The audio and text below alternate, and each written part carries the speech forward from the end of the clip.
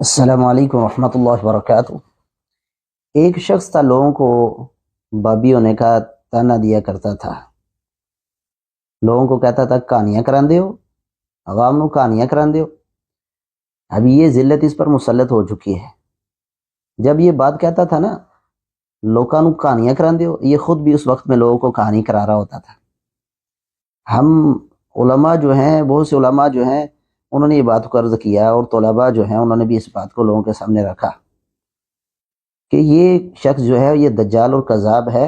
یہ خود بہت سی جگہ پر عوام الناس کو کہانیاں کراتا ہے، اور بے سند اور جھوٹی روایات جو ہیں یہ لکھتا بھی ہے اور بیان بھی کرتا ہے، صرف اس لیے کہ صحابہ کرام کی ذات کو مجروح کیا جائے، صحابہ کرام کو مجروح کیا جائے۔ خصوصاً معاویہ رضی اللہ تعالیٰ عنہ کے بارے میں یہ شخص جو ہے یہ جھوٹی بے سند روایتیں بیان کرتا رہا۔ اللہ کی توفیق و رحمت سے معاویہ رضی اللہ تعالیٰ عنہ، جن کو اللہ کے نبی صلی اللہ علیہ وسلم نے غزوہ بحر کے ذریعے خوشخبری سنائی، قد آؤ جابو، پہلا لشکر جو غزوہ بحر کرے گا اس کے لیے جنت کو واجب کر دیا گیا ہے۔ صحیح بخاری کی حدیث نمبر 2924۔ اب یہ جو شخص ہے یہ کیا معاویہ رضی اللہ تعالیٰ عنہ کی شخصیت کو داغدار کرتا؟ یہ جھوٹا خود ہی اپنے جھوٹ میں پکڑا گیا۔ سب سے پہلے یہ ویڈیو سنیں۔ کہتے ہیں انہوں نے تجدیدی کام کیا ہے۔ نمبر 1، آل امیہ نے جو دینی بگاڑ پیدا کیا تھا وہ ختم کیا۔ نمبر 2، مولا علی رضی اللہ تعالیٰ عنہ علیہ السلام پر جو ممبروں سے سب و شتم کا سلسلہ 60 سال سے صلح حسن 41 ہجری سے 99 ہجری تک مسلسل جاری تھا، وہ انہوں نے ختم کروایا، اور سورۃ النحل کی آیت نمبر 90 خطبے میں داخل کی۔ ورنہ خطبے میں تو کہا جاتا تھا کہ علی پر لعنت، علی سے محبت کرنے والوں پر لعنت، نعوذ باللہ من ذالک۔ تو انہوں نے اس کی جگہ یہ آیت داخل کی، ان اللہ یأمر بالعدل والاحسان، یہ والی آیت سورۃ النحل آیت نمبر 90۔ جی ناظرین، آپ نے یہ ویڈیو سن لی کہ بنو امیہ کے دور میں 60 سال ممبروں پر لعنتیں ہوتی رہی علی رضی اللہ تعالیٰ عنہ پر، نعوذ باللہ من ذالک۔ 41 ہجری سے لے کر 99 تک اس نے تاریخ بھی بیان کی، ڈیٹ بھی بیان کر دی۔ ہجری 41 سے لے کر 99 تک ممبروں پر لعنتیں ہوتی تھی۔ عمر بن عبدالعزیز رحمہ اللہ، وہ پہلے اسلام کے مجدد تھے جو آئے، اور انہوں نے ممبروں پر جو لعنتیں ہوتی تھی علی رضی اللہ تعالیٰ عنہ پر وہ بند کروائی، اور خطبہ میں یہ آیت ڈال دی، ان اللہ یأمر بالعدل والاحسان۔ سن لیا آپ نے ویڈیو؟ کوئی کہہ سکتا ہے کہ ایک بار کہیں غلطی سے کہہ دیا ہوگا، انسان خطا ہو سکتی ہے۔ پھر ایک اور ویڈیو بھی سن لیں۔ بعض ماچے اس وقت بنے ہوئے، وہ کہتے ہیں نہیں صلح حسن تک لعنت ہوتی تھی، بعد میں ختم ہو گئی تھی۔ تو پھر عمر بن عبدالعزیز نے کون سی لعنت ختم کروائی تھی 60 سال کے بعد؟ بعض ماچے اس وقت بنے ہوئے، وہ کہتے ہیں نہیں صلح حسن تک لعنت ہوتی تھی، بعد میں ختم ہو گئی تھی۔ تو پھر عمر بن عبدالعزیز نے کون سی لعنت ختم کروائی تھی 60 سال کے بعد؟ اب دوسری ویڈیو میں بھی یہ یہی بات کر رہا ہے، اور ویڈیو کے اندر بعض اوقات سکین بھی لگاتا ہے۔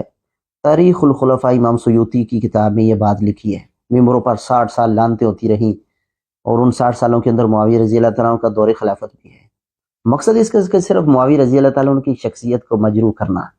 اب اس کی ایک اور ویڈیو سنیں، اس میں بھی یہی بات کر رہا ہے۔ علی کے خلاف کھڑے ہوئے وہ شیعان معاویہ ہی کی ایک بگڑی بھی شکل کہہ لیں، وہی لوگ تھے، کیونکہ ان کے دور میں یہ کام شروع ہوا۔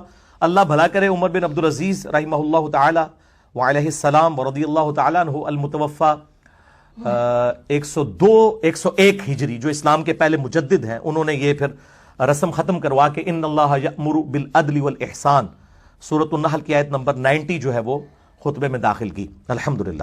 جی ناظرین، آپ نے 3 ویڈیو سن لی جس کے اندر یہ ایک ہی بات کر رہا ہے کہ بنو امیہ کے دور میں جو ہے وہ لعنت ہوتی رہی، 60 سال ممبروں پر لعنتیں ہوتی رہی، اور عمر بن عبدالعزیز رحمہ اللہ خلیفہ بنے تو انہوں نے یہ سلسلہ بند کروایا، اور خطبہ میں آیت ڈال دی، ان اللہ یأمر بالعدل والاحسان۔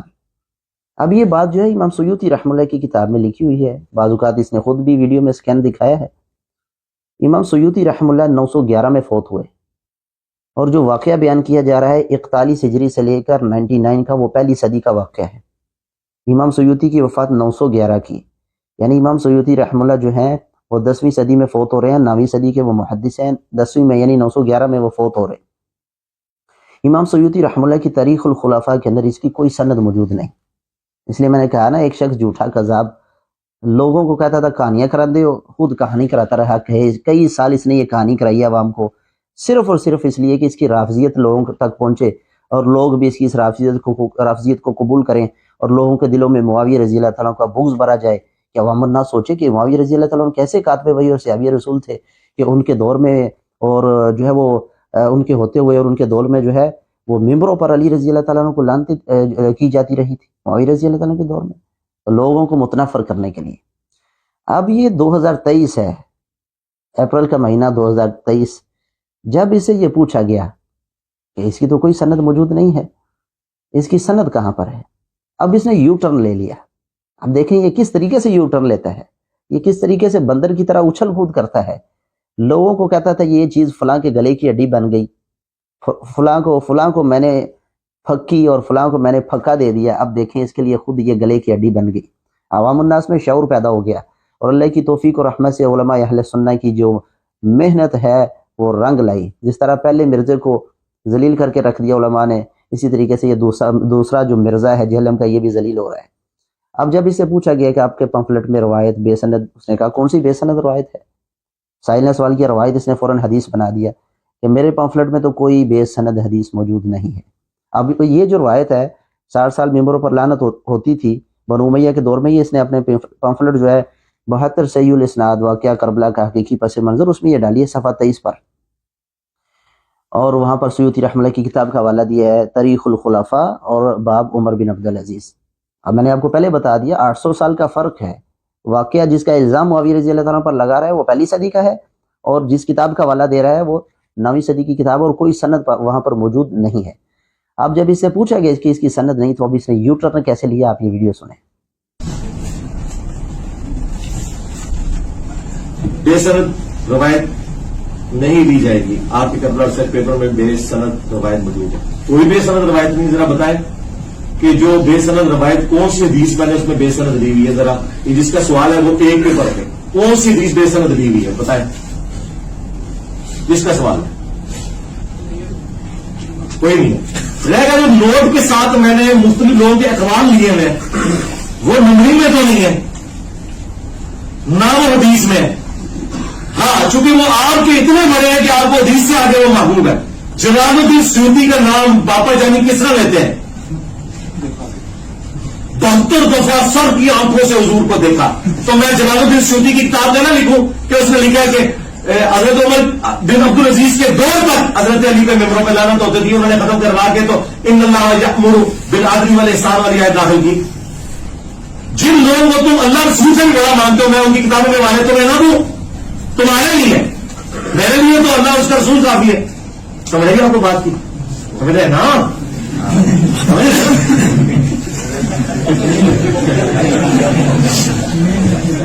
جی ناظرین سن لیا آپ نے یہ ویڈیو, اس کا دجل و فریب دیکھیں. جس چیز کو یہ اپنی دلیل کے طور پر بیان کیا کرتا تھا, یہ اس کی دلیل ہوتی تھی معاویہ رضی اللہ تعالیٰ عنہ کے خلاف, اور لوگوں میں یہ عقیدہ پیدا کیا کرتا تھا, اور یہ کبھی نہیں اس نے بتایا کہ اس کی کوئی سند موجود نہیں ہے. علم چھپانا اس نے اپنے اسی پمفلٹ کے شروع میں لکھا ہے, 72 صحیح الاسناد حدیث واقعہ کربلا کے حوالے سے. اس نے اسی پمفلٹ کے شروع میں یہ وہ حدیث بھی سنن ترمذی کی لکھی ہے, جس سے کوئی علم کی بات پوچھی جائے اور اس کو چھپائے تو اللہ اس کے منہ میں جو ہے آگ کی لگام اس کے منہ میں دے گا. اب تو لوگوں کو سامنے بٹھا کر کئی سال تک یہ بیان کرتا رہا جھوٹ کے 60 سال ممبروں پر لعنتی ہوتی تھی بنو امیہ کے دور میں, اس کی کوئی سند موجود نہیں تھی. اور یہ بات تیرے علم میں تھی کہ اس کی کوئی سند موجود نہیں ہے. کسی بھی کتاب میں اس کی, دنیا کی کسی کتاب میں اس کی کوئی سند موجود, کوئی صحیح سند اس کی موجود نہیں ہے. اور باقی جو تو نے حوالہ دیا تاریخ الخلفاء کا, وہاں صحیح سند کیا, وہاں سند ہی نہیں ہے, وہ تو ہے ہی بے سند بغیر کسی سند کے. اب قیامت کے دن تیرے منہ میں آگے لگام دی جائے گی یا نہیں؟ ضرور دی جائے گی. اگر تو نے اپنے اس جرم سے رجوع نہیں کیا تو ضرور دی جائے گی. اور رجوع کرنے کا طریقہ ہوتا ہے یہ کہنا کہ میرے سے غلطی ہو گئی, خطا ہو گئی, اور یہ بات ایسے نہیں تھی بلکہ ایسے تھی, اس کی کوئی سند موجود نہیں تھی, لہذا میں رجوع کرتا ہوں.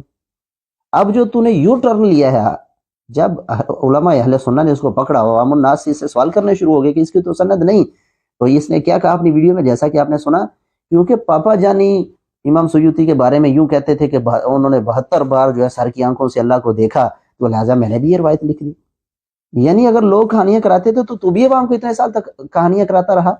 اگر لوگ جھوٹ بولتے تھے اور جھوٹی کرامتیں بیان کرتے تھے تو بھی جھوٹی بات ہی بیان کرتا رہا امام سیوطی کی کتاب سے, اور کہتا میں نے تو اس لیے لکھی ہے. نہیں, تو اپنی دلیل کے طور پر بیان کرتا تھا, تو صرف اس لیے بیان کرتا تھا کہ معاویہ رضی اللہ تعالیٰ عنہ کی شخصیت کو بنو امیہ کو داغدار کیا جائے؟ تو نے تو آج سے پہلے 2023 سے پہلے کبھی بتایا نہیں کہ اس کی سند نہیں ہے، اور 2023 سے پہلے تو نے کبھی کہا ہی نہیں، اس ویڈیو سے پہلے کوئی ویڈیو موجود نہیں ہے کہ میں یہ اس لیے بیان کرتا ہوں کہ کیونکہ بریلوی جو ہیں وہ پاپا جانی جو ہیں مدنی چینل والے وہ بے سند روایتیں بیان کرتے ہیں سیوطی سے، لہذا میں بھی اس لیے بیان کرتا ہوں، یہ الزامی جواب کے طور پر نہیں، یہ بلکہ تو اپنی دلیل کے طور پر اس کو ذکر کرتا تھا، اور اپنی ہی جو تو نے صحیح سنن ترمذی کی جو روایت لکھی ہے، علم چھپائے گا اس کے منہ میں جو ہے آگ کی لگام دی جائے گی۔ اللہ کی توفیق اور رحمت سے ہم تو رسول اللہ صلی اللہ علیہ وسلم کی حدیث پر ایمان رکھتے ہیں۔ رسول اللہ کی حدیث صرف جو ہے حدیث مار نہیں ہے، بلکہ یہ بھی رسول اللہ کی حدیث ہے جو تو نے خود لکھی ہے۔ علم چھپایا تو اس کے منہ میں آگ کی لگام پہنائی جائے گی، تیار ہو جاؤ، اگر تو نے رجوع نہیں کیا اور اسی پر تیری موت ہوئی تو تیرے منہ میں بھی آگ کی لگام پہنائی جائے گی انشاءاللہ باذن اللہ۔